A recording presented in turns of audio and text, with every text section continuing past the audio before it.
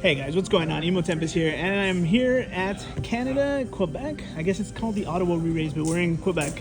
I am here with the Forwards of Light from the West Coast. Hey, I got Alex and Julian. Julian finished up today with top 8, and what I would have to say was the most interesting deck in the room. Also, probably my toughest matchup all day, twice. So, Julian, let's talk about it. Alrighty. Well, my deck is Final Fantasy XIII discard control. So the main card in the deck is this Lightning. I play 3 of her. So one thing to know about her is her ability to RFG something or remove from game is really strong. But because she can do it at any time just by pitching a Lightning card, it makes removal really tough because she's not on the field when you cast it, and so they're losing value while doing so. So because she's the centerpiece of the deck, I play 10 copies of Lightning. So I play this one, and this one. So just to kind of talk to you a little bit about each Lightning. So I do play Noel in this deck.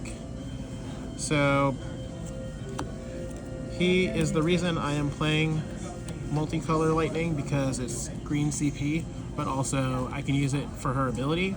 I don't always want to see it though, so 2 copies seems about right. In the Ice Mirror match, this Lightning is really good because both players will have no hands, and she is just usually the bigger body, so that's really good in that matchup, but at certain times she's also a threat on her own. And then I play this Lightning because she's kind of like my big body removal. She's kind of like a board wipe. I can just get rid of 2 things instantly. My opponent has to find a way to get over her. They deal with that. But in playtesting, Thanos really hurt, so being able to get that out of the way was really useful. So you're probably wondering, well, how do I play all of these colors? So I play Sarah.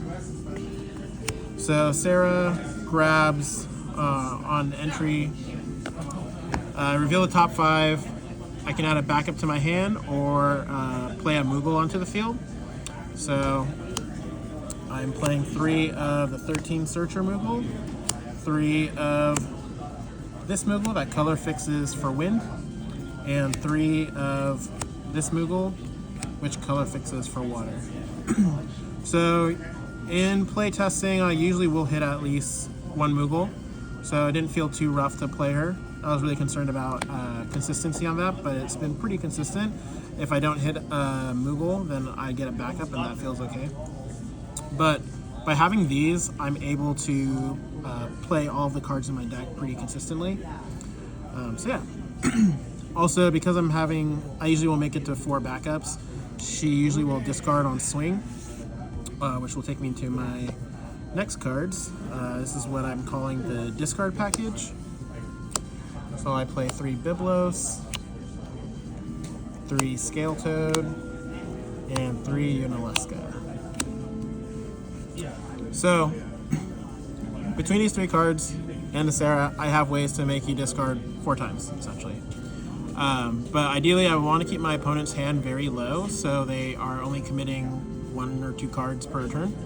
And then I have all these Lightnings in hand to figure out how I want to deal with the threat that they put onto the field. But because of that, it makes it really hard to touch anything on the board, because if she's on the field, these are obviously not on the field. And if it's Noel, he removes himself from the game. So I usually will have less forwards than my opponent, meaning they don't have a target to really remove, and also they're losing their only thing on board, and they don't have a hand. So it's very hard for my opponent to actually threaten me. And so Noel also fills in the spot of whatever it is I need in that time. So I can search for a Lightning if I want to continue to pressure you with her ability. I can just deal you a point of damage if I want to pressure you that way. Or I can just break a character if I need to in certain matchups. So these 2 together are really strong, and then the discard package is also taxing their hand. So we'll just go into a couple other cards. We'll finish the forwards. So Kadaj is another card. He's very versatile, but he also has a similar ability to that of Lightning and Noel. He removes himself from the game. So these two can be off the field. You only have one target. I discard a Lightning. That's gone. So then she'll come back and remove from game whatever forward I choose. But also you just wasted your very limited resources because it didn't really work. So I found that this synergy has been really strong together. So between you discarding all of your cards in hand and RFGing your stuff slowly, it makes this card seem pretty strong. So I play 3 Xdeath. For me, I see him as my secondary win con. He's a really big body that my opponent has to deal with, but when he comes down late game, because you don't have a hand and you've already lost probably a lot of your key components, it's very hard for my opponent to usually get rid of Xdeath. And sometimes I can just sit and chip away at their resources. I think that between the discard, Xdeath, and Lightning, I'm attacking your hand and also what you play on the field, which allows Xdeath to just chip away at backups. So pretty much my opponent has no board or no hand, and it's very hard for them to play the game, unfortunately, or fortunately. So yeah. So I just want to go into some backups now. So I play 1 Lumina, 2 Quan, 2 Arcanist. And that'll finish off the backups I have. I play Lumina just because she is a 13 searcher of a different element than Mog 13. So as a 1-of, it's been pretty useful just to search for another copy of Lightning. In certain matchups, I want to get Sarah out as quick as possible. So she's been pretty good.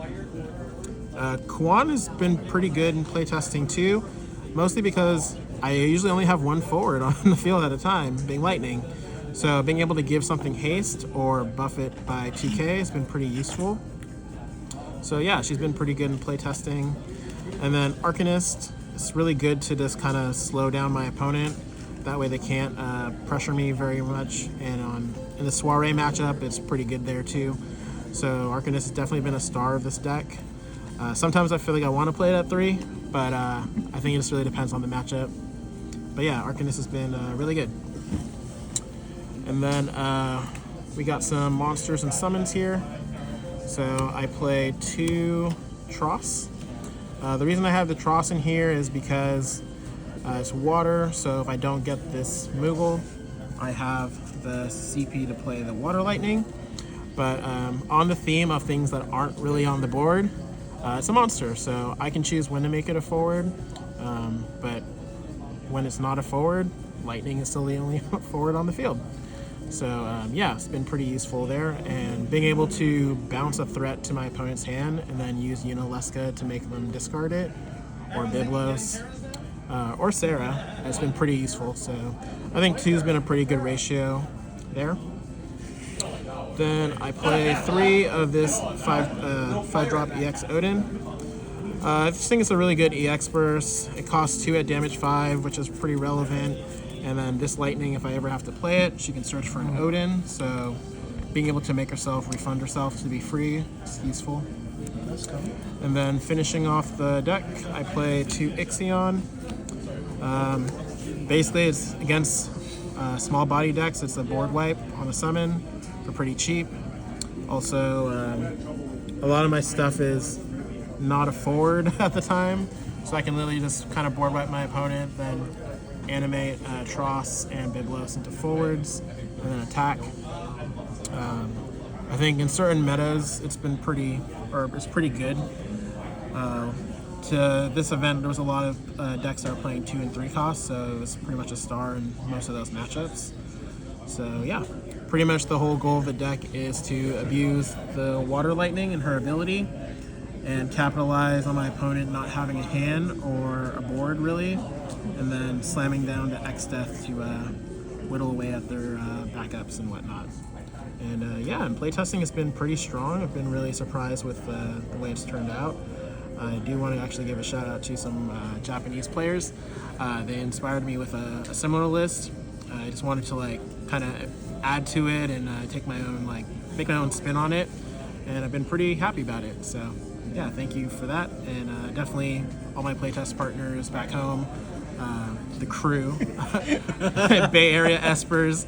Let's go. And also my fellow partner, thank him for playtesting and helping me with all of this. Yeah. Cool, man. This deck is awesome, bro. I'm not gonna lie. For me, this was the most difficult match to play into, playing the Water Wind Cast Count. Yeah. The only questions, the last questions I have for you to wrap up is, one, what did you want to see in terms of matchups, and what did you want to avoid this weekend? Where do I want to see? Honestly, I felt like I didn't really have a matchup that I was like really afraid of. I feel like any type of removal, it's really hard for them to deal with lightning. So I just wanted to make sure I saw the lightning in hand or the removals. In certain matchups, if I didn't have Tross or this removal that produces water, then it felt like lightning was sometimes a dead card in hand. So then I would have to like pivot and figure out, okay, which lightning do I want to play on the field right now? Do I want to play this to remove stuff, or just put a big body for cheap? But yeah, I guess ideally the deck that I would want to play against is aggro decks, because they're usually discarding a lot of their cards in hand already just to like play bodies. And lightning thrives when my opponent has multiple cards on the field or multiple forwards on the field. And then because they're discarding so rapidly, Xdeath is usually online very early, and then he will chip away at their forwards. And between these two, it's usually really hard for my opponent to stabilize because they're also being discarded. So yeah, I think this deck loves to go against aggro. Yeah, control matchups are a little bit more difficult, but I think between my discard and controlling the board with Lightning and Xdeath, I usually will come out on top. But yeah, you never know in those games. So cool. And the last question before we wrap up is, after playing out and having a great day, finishing top 8, what are you thinking of changing? Like, what are some of the changes that you might make and you're considering? Yeah. Right now, the only thing I can really think of is sometimes I might want to add a third Ixion. It came in really clutch today, and being able to play having a third and seeing it a little earlier might have made a couple matches a little quicker. So putting a third in might be great. I might go up on either an Arcanist or a Quan. Maybe Lamina isn't as important as I'm thinking, but she's just a different name backup, so we'll have to figure that out. But yeah, I think just improving the consistency of like these 3 cards is what I'm looking for right now. All right, man. Well, thanks so much, guys. Make sure to follow the Forwards of Light on Instagram and Twitter. I'll leave their links in the description below. Yeah, we'll see you guys later. Bye. Bye.